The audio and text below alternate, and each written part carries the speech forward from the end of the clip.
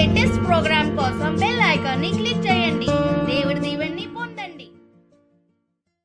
అబ్రహాము దేవునికే మహిమ కలుగును గాక. ఆమేన్. ప్రియమైన దైవజనులారా, ప్రభు క్రీస్తు యొక్క స్నేహితులారా, ఈరోజు తపస్కాలంలో శ్రమ దినాలలో 4వ ఆదివారం, మార్చి నెల 15వ తారీఖు. యేసయ్య ఈరోజు మనందరితో మాట్లాడుతున్నారు. పునీత యోహాన్ గారు రాసిన శుభవార్త 9వ అధ్యాయము వచనములు 1 నుండి.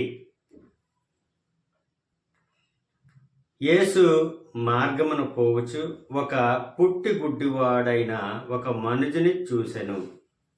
ఆయన శిష్యులు, బోధకుడా, వీడు గుడ్డివాడుగా పుట్టుటకు ఎవరు పాపం చేసిరి, వీడా వీని తల్లిదండ్రులా అని యేసును అడిగిరి.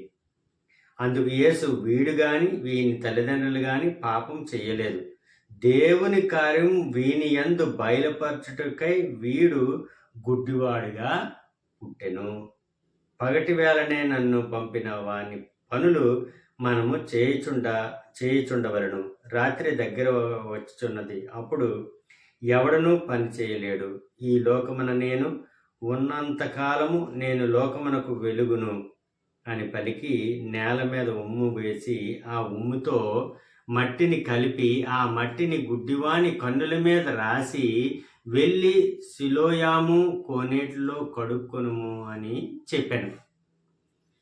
సిలోయము అనగా పంపబడినవాడు అని అర్థం. ఆ గుడ్డివాడు వెళ్ళి కడుక్కొని చూపును పొంది తిరిగి వచ్చెను.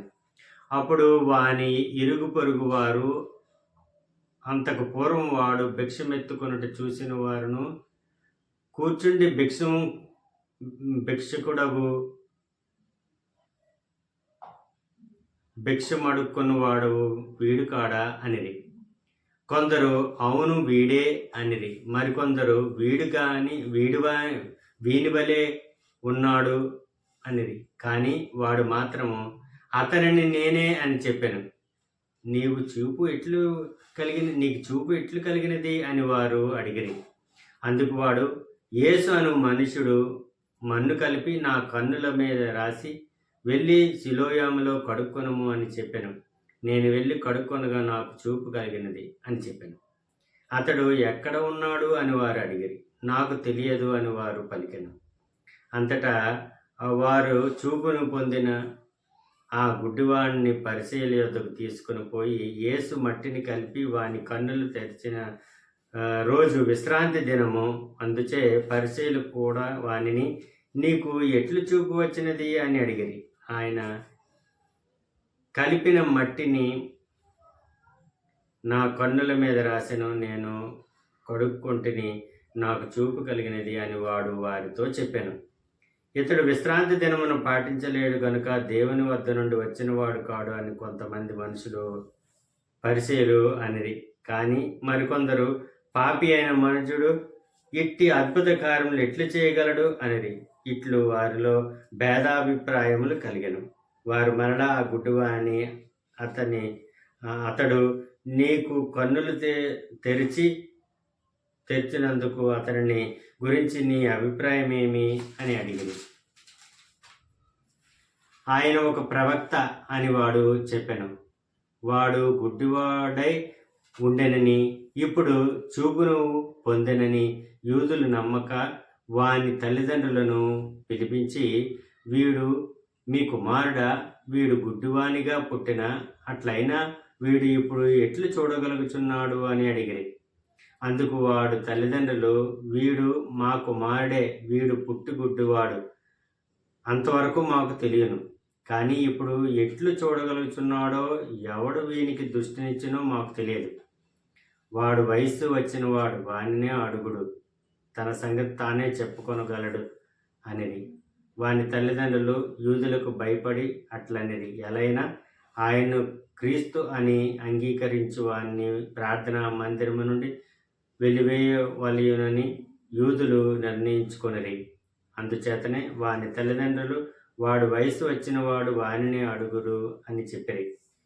వారు ఆ గుడ్డివాడిని మరలా పిలిపించి వానితో, దేవుని స్తుతింపుము అని ఆ మనుజుడు పాపాత్ముడని మాకు తెలియను అనేది.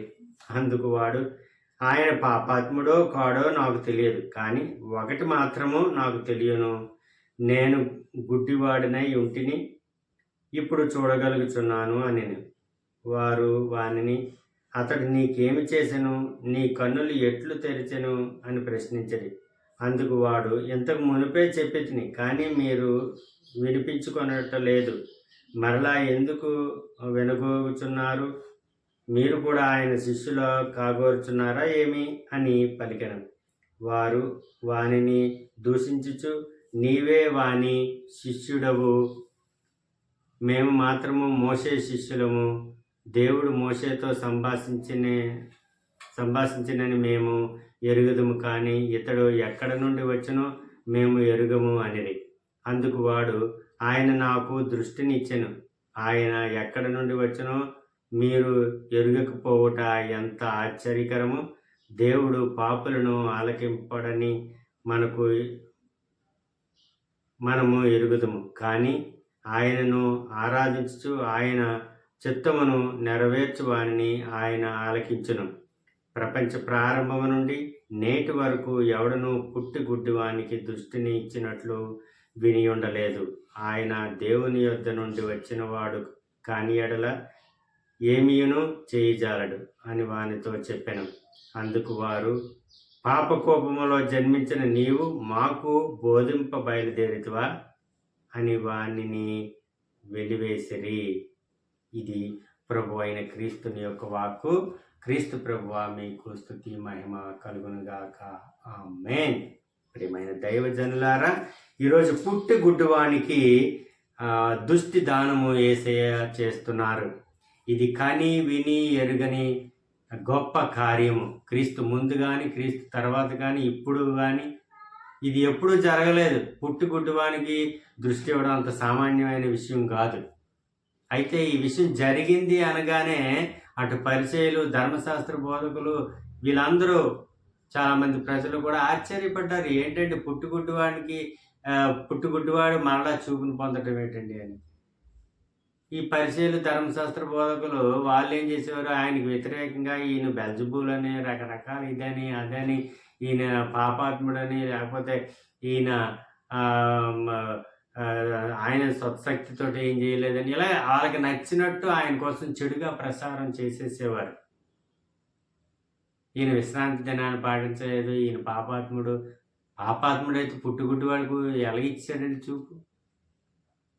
ఇంగిత జ్ఞానం ఉన్న వాళ్ళకి అర్థమవుతుంది కదా, వాళ్ళకైతే అర్థం అవుతుంది. ఏది ఏమైనా మిత్రులారా, ఆ రోజుల్లోనే అలాంటి దుష్టులు ఉన్నారు అనుకోకండి, ఇప్పుడు కూడా ఉన్నారు ఇలాంటి దుష్టులు. ఎవరైనా బాగుపడ్డారన్నా, లేకపోతే ఎవరి కోసమైనా గొప్పగా చెప్పాలనుకున్నా, ఎవరి కోసమైనా గొప్పగా వాళ్ళు గొప్ప కార్యాలు చేశారని చెప్పినా, లేకపోతే వాడు దేవుళ్ళో ఉన్నారని చెప్పినా వాళ్ళే అబ్బాయి అని అంటారు. అంటే వ్యంగ్యంగా వాళ్ళ కోసం తప్పుగా ప్రచారం చేస్తూ ఉంటారు దుష్టులు. అలాంటి దుష్టులు ఇప్పుడు ఉన్నారు. కాబట్టి అలాంటి వాళ్ళు దుష్టుల్లాగా పోతారు. వాళ్ళు వదిలేయండి. మంచివాడట మంచి కార్యాలు చేసుకుంటూ పోతాడంట.